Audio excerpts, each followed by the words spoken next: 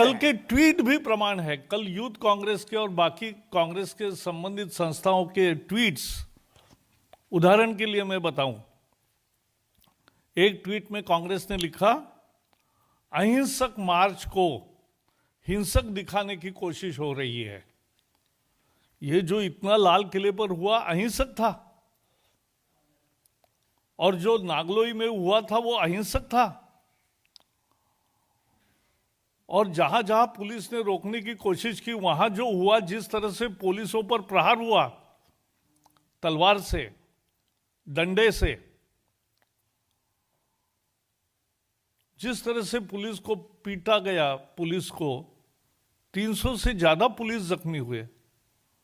अभी तो पुलिस ने कहा 400 लोग जख्मी हुए।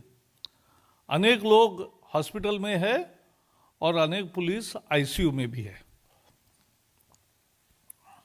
और ये कह रहे हैं कि अहिंसक मार्च को हिंसक दिखाने की कोशिश। यह अहिंसक मार्च नहीं था, लेकिन कांग्रेस उसको अहिंसक बता रही है। दूसरे ट्वीट में कांग्रेस ने कहा है, युवा कांग्रेस मजबूती से ट्रैक्टर रैली के साथ खड़ी है। और ट्रैक्टर कैसे? बस को धड़क देंगे, बैरिकेड को धड़क देंगे, पुलिस जीप को सामने से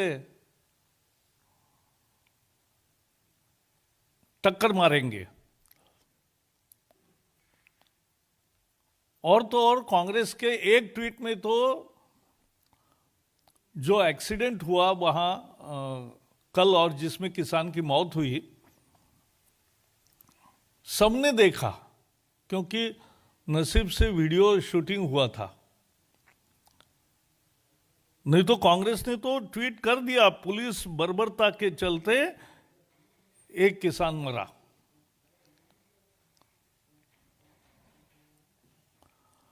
और जब पूरे देश से निंदा के स्वर उठने लगे, तब जाके राहुल जी का बयान आया कि हिंसा किसी समस्या का समाधान नहीं, शांति की अपील करता हूं। यह पश्चात बुद्धि है। कांग्रेस हताश है, निराश है, चुनाव में हार रहे हैं। कम्युनिस्टों की भी वही हालत है, इसलिए पश्चिम बंगाल में भी नए दोस्ती का रिश्ता ढूंढ रहे हैं। वो किसी भी तरह से देश में अशांति तैयार करना चाहते हैं। कोई दंगा भड़के, कोई अशांति हो, कोई हिंसा हो, पुलिस सख्ती करे, पुलिस फायरिंग करे, लोगों की जान माल की हानि हो और फिर भड़काया जाए माहौल। यही कांग्रेस की राजनीति अब बच गई है। लगातार बीजेपी और विशेषकर मोदी जी की लोकप्रियता और सफलता बढ़ रही है, कांग्रेस और कम्युनिस्टों की घट रही है। उनको चिंता है परिवार राज का क्या होगा। लोगों ने नकार दिया, लेकिन उसी कांग्रेस अहंकार के साथ आज इस तरह से हर हिंसा के संभव को उकसाने का काम कर रही है। कल दिल्ली पुलिस ने अद्भुत संयम दिखाया। उनके पास शस्त्र थे, लेकिन उन्होंने चलाए नहीं।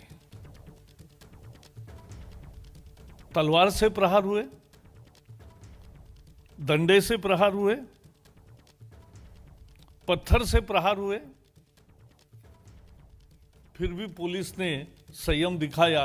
यह निश्चित रूप से पुलिस की एक प्रशंसनीय काम है, और थोड़े समय में सब अशांति को काबू में मिलाया।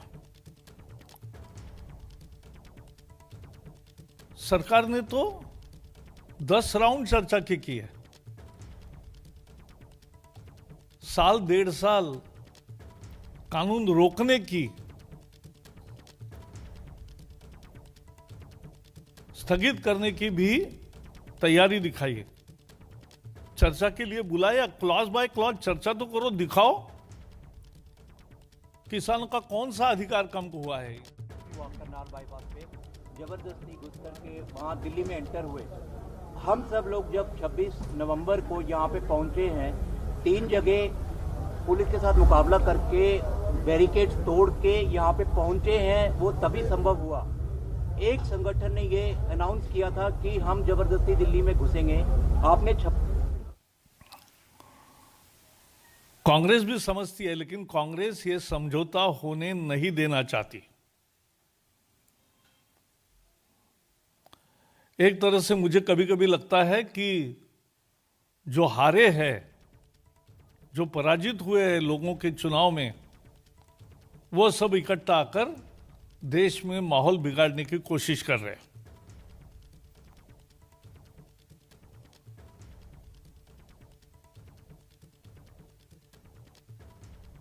छब्बीस जनवरी को कांग्रेस इस तरह से किसानों को उकसाएगी, कहां से कहां कांग्रेस गिर गई है, उसका ये उदाहरण है। और इसलिए कांग्रेस की ऐसी नकारा सोच की, उकसाने की राजनीति की, और वो जिम्मेदारी से भाग नहीं सकते, क्योंकि पंजाब में उनकी सरकार है।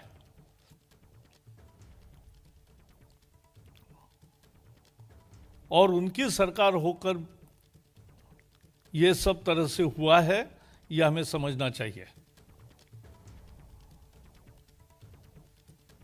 और इसलिए कांग्रेस के ऐसे राजनीति की हम कड़े शब्दों में भर्त्सना करते हैं। जनता ही इसको सही जवाब देगी।